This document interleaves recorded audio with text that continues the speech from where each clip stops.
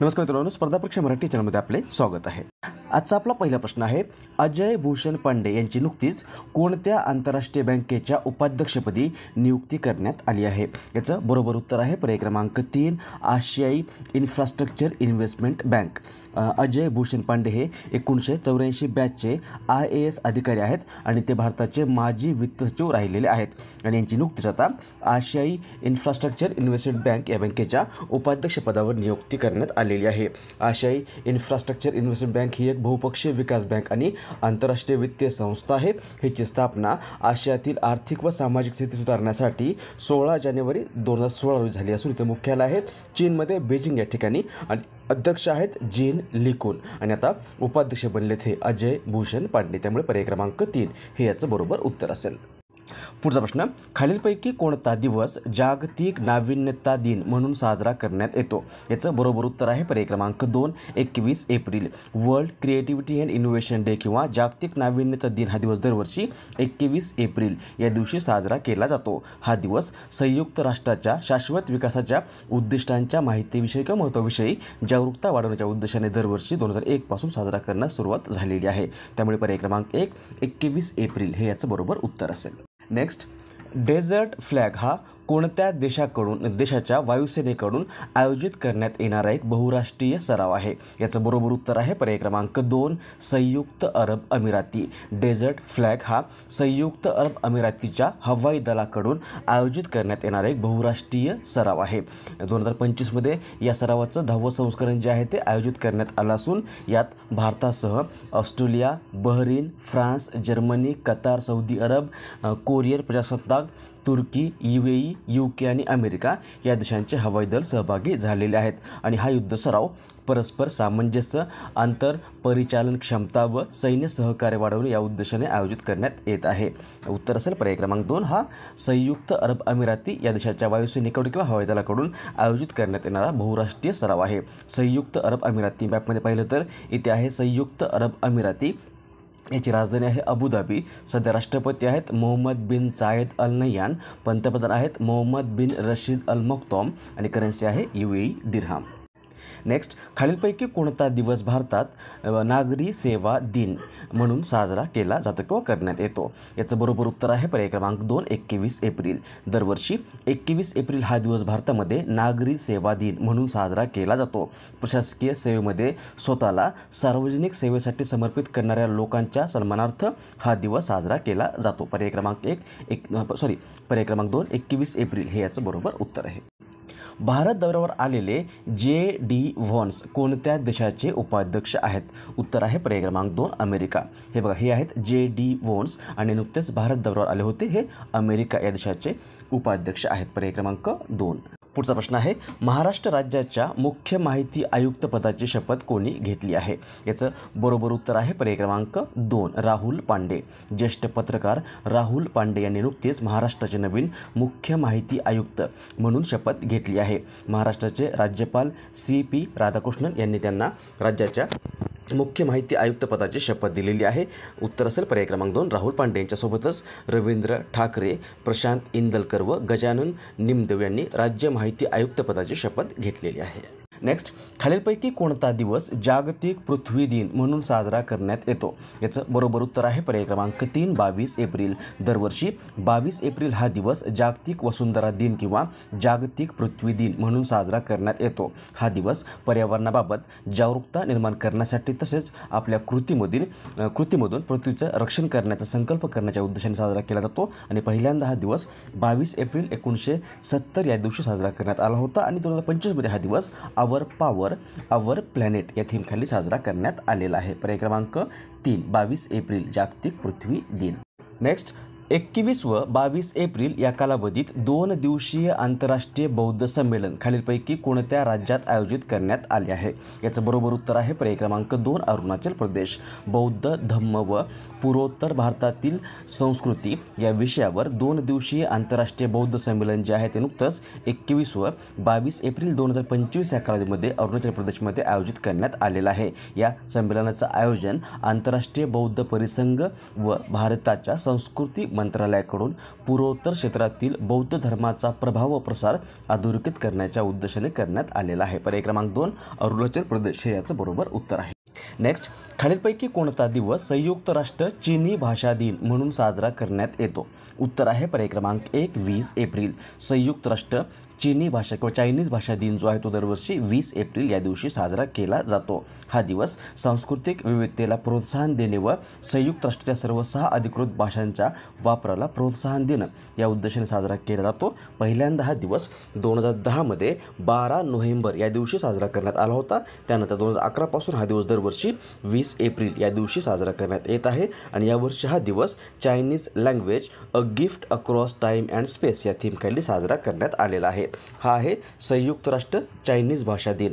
जर आपल्याला असं विचारलं की संयुक्त राष्ट्र अरबी भाषा दिन कधी असतो, तो असतो 18 डिसेंबरला. संयुक्त राष्ट्र इंग्रजी भाषा दिन 23 एप्रिलला असतो. संयुक्त राष्ट्र फ्रेंच भाषा दिन 20 मार्चला असतो. संयुक्त राष्ट्र रशियन भाषा दिन 6 जून आणि संयुक्त राष्ट्र स्पॅनिश भाषा दिन हा 23 एप्रिल या दिवशी साजरा केला जातो. यासोबत हेही लक्षात ठेवा की मराठी भाषा गौरव दिन हा दरवर्षी 27 फेब्रुवारीला असतो. जागतिक हिंदी दिन 10 जानेवारीला आहे. राष्ट्रीय हिंदी दिन भारतामध्ये 14 सप्टेंबर या दिवशी साजरा होतो. जागतिक भाषांतर दिन 30 सप्टेंबरला आहे. जागतिक मातृभाषा दिन 21 फेब्रुवारी आणि जागतिक सांकेतिक भाषा दिन हा दरवर्षी 23 सप्टेंबर या दिवशी साजरा केला जातो. पुढचा प्रश्न आहे, फिच रेटिंग्जने भारताचा चालू आर्थिक वर्षात विकास दर किती राहण्याचा अंदाज व्यक्त केला आहे? उत्तर आहे पर्याय क्रमांक 2 6.4%. फिच रेटिंग ही एक 1913 मध्ये स्थापन झालेली अमेरिकन क्रेडिट रेटिंग एजन्सी आहे आणि फिच रेटिंगने भारताचा चालू आर्थिक वर्षामध्ये विकास दर 6.4% राहील असा अंदाज व्यक्त केलेला आहे. खालीलपैकी कोणता दिवस जागतिक पुस्तक व कॉपीराईट दिन म्हणून साजरा केला जातो? उत्तर आहे पर्याय क्रमांक 1 23 एप्रिल. 23 एप्रिल हा दिवस दरवर्षी जगभरात जागतिक पुस्तक व कॉपीराईट दिन म्हणून साजरा केला जातो. खालीलपैकी कोणता दिवस जागतिक मलेरिया दिन म्हणून साजरा करण्यात येतो? उत्तर आहे पर्याय क्रमांक 3 25 एप्रिल. मलेरिया हा डासांच्या चावण्यामुळे होणारा एक रोग आहे.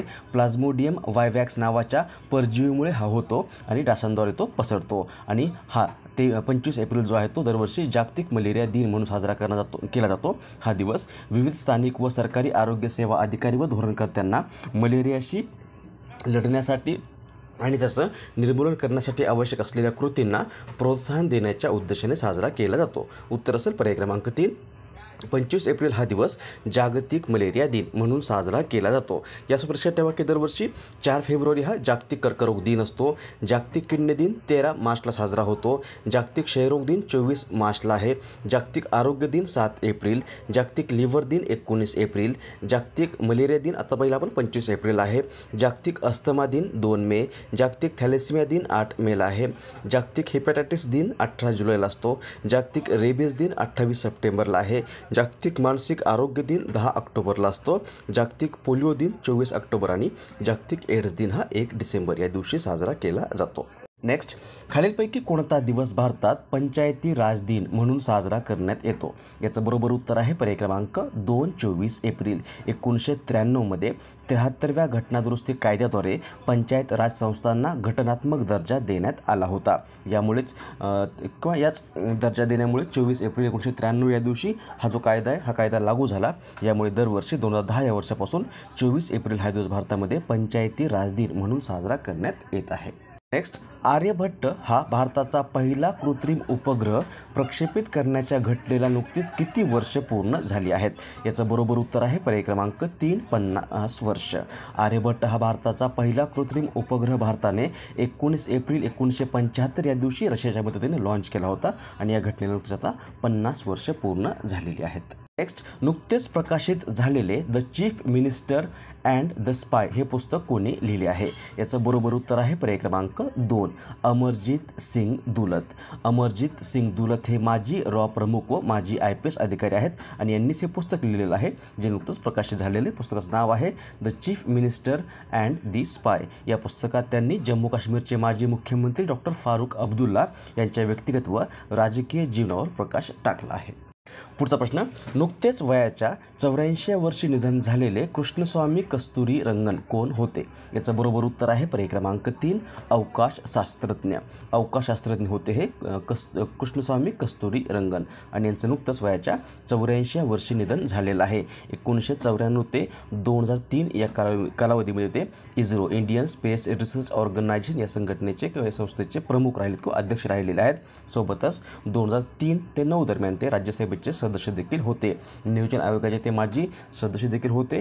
यांनाच 1982 मध्ये भारताने पद्मश्री, 1992 मध्ये पद्मभूषण, 2000 या वर्षामध्ये पद्मविभूषण आणि 2003 या वर्षामध्ये यांना आर्यभट्ट हा पुरस्कार देऊन सन्मानित केलं होतं.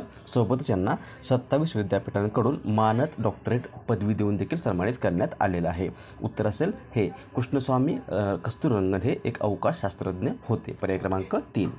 पुढचा प्रश्न आहे, खालीलपैकी कोणता दिवस आंतरराष्ट्रीय नृत्य दिन म्हणून साजरा करण्यात येतो? याचं बरोबर उत्तर आहे पर्याय क्रमांक 3, 29 एप्रिल. 29 एप्रिल हा दिवस बॅले नृत्याचे आद्य संस्थापक जीन जॉर्जेस नोवेर यांच्या जन्मदिनानिमित्त 1982 पासून दरवर्षी आंतरराष्ट्रीय नृत्य दिन किंवा इंटरनॅशनल डान्स डे म्हणून साजरा केला जातो.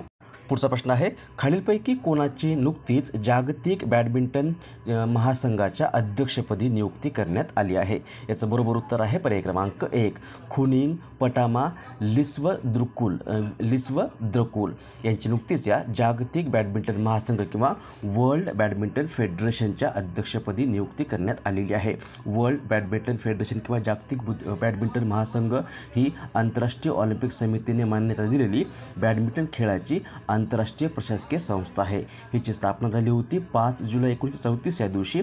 मुख्यालय आहे मलेशियामध्ये कोलालंपूर या ठिकाणी आणि आता अध्यक्ष बनल्या त्या खुनइंग पटामा लिस्वद्रकुल या महिला आहेत आणि या आतापर्यंत या संघटनेच्या अध्यक्ष होणाऱ्या दुसऱ्या महिला ठरलेल्या आहेत. यांनी पॉल एरिक होयर लार्सन यांची जागा घेतलेली आहे. थायलंडच्या आहेत. उत्तर असेल पर्याय क्रमांक 1. नेक्स्ट, भारताने नुकतेच खालीलपैकी कोणत्या देशासोबत 26 लढाऊ विमान खरेदी करण्याबाबतचा एक करार केला आहे? उत्तर आहे पर्याय क्रमांक 3, फ्रान्स. भारताने नुकताच फ्रान्ससोबत 26 राफेल लढाऊ विमाने खरेदी करण्याचा करार केलेला आहे. हा जवळपास 63,000 कोटी रुपयांचा करार असून या कराराअंतर्गत भारताला 22 सिंगल सीट राफेल यम आणि 4 double trainer seat Rafale M ही राफेल विमानं मिळणार आहेत किंवा खरेदी करण्यात येणार आहेत. ही राफेल विमाने अत्याधुनिक शस्त्र प्रणालींनी सुसज्ज असतील. यासोबतच यात लांब पल्ल्याची हवेतून हवेत मारा करणारी क्षेपणास्त्रे, जहाजविरोधी क्षेपणास्त्रे आणि इलेक्ट्रॉनिक युद्ध यांचा समावेश असेल. उत्तर असेल पर्याय क्रमांक 3, फ्रान्स. 2025 मध्ये खालीलपैकी कोणता कालावधी जागतिक आरोग्य संघटनेकडून जागतिक लसीकरण आठवडा म्हणून साजरा करण्यात आला आहे? याचं बरोबर उत्तर आहे पर्याय क्रमांक 4, 24 ते 30 एप्रिल. दरवर्षी एप्रिल महिन्याचा शेवटचा आठवडा जो आहे तो जागतिक आरोग्य संघटनेकडून जागतिक लसीकरण आठवडा म्हणून साजरा करण्यात येतो आणि यावर्षी हा आठवडा 24 ते 30 एप्रिल या कालावधीमध्ये साजरा करण्यात येत आहे. याचा उद्देश आहे लसीकरणाच्या वापराला प्रोत्साहन देणं व सर्व वयोगटातील लोकांना संसर्गजन्य रोगांपासून संरक्षण देणं. आणि यावर्षी हा आठवडा किंवा हा कालावधी किंवा हा वीक जो आहे तो immunization for all is humanly possible किंवा सर्वांसाठी लसीकरण मानवतेने शक्य आहे या थीमखाली साजरा करण्यात आलेला आहे. नेक्स्ट, सिप्रीने प्रसिद्ध केलेल्या ताज्या माहितीनुसार 2024 मध्ये लष्करी खर्चाच्या बाबतीत भारत जगात कितव्या क्रमांकावर राहिला आहे? याचं बरोबर उत्तर आहे पर्याय क्रमांक 4, 5व्या. सिप्री म्हणजे Stockholm International Peace Research Institute ही एक आंतरराष्ट्रीय शांतता व सुरक्षेसाठी महत्त्वाच्या संघर्ष आणि सहकार्याच्या मुद्द्यावर वैज्ञानिक संशोधन करणारी एक आंतरराष्ट्रीय संस्था आहे. तिची स्थापना झाली होती 1966 मध्ये. मुख्यालय आहे स्टॉकहोम, स्वीडन या ठिकाणी आणि सध्या स्टीफन लोफवेन हे या संघटनेचे अध्यक्ष, सिप्रीचे अध्यक्ष आहेत. आणि या सिप्रीने नुकताच एक अहवाल प्रसिद्ध केला आहे लष्करी खर्चाबाबतचा 2024 या वर्षाचा. आणि या अहवालानुसार 2024 मध्ये सर्वाधिक लष्करी खर्च केलेला आहे अमेरिका या देशात किंवा अमेरिका आहे पहिल्या क्रमांकावर, चीन आहे दुसऱ्या क्रमांकावर, रशिया तिसऱ्या, जर्मनी चौथ्या आणि भारत राहिलेला आहे 5व्या क्रमांकावर. त्यामुळे पर्याय क्रमांक 4, 5व्या हे याचं बरोबर उत्तर असेल. नंतर आजचा प्रश्न ज्याचं उत्तर तुम्हालाच खाली कमेंट्समध्ये द्यायचं आहे. प्रश्न आहे, खालीलपैकी कोणत्या देशाने भारताच्या राष्ट्रपती द्रौपदी मुर्मू यांना मानद डॉक्टरेट उपाधी देऊन सन्मानित केला आहे किंवा पदवी देऊन सन्मानित केला आहे? ऑप्शन्स आहेत पोर्तुगाल, स्लोवाकिया, सौदी अरब आणि श्रीलंका. याचं बरोबर उत्तर तुम्हालाच खाली कमेंट्समध्ये द्यायचं आहे.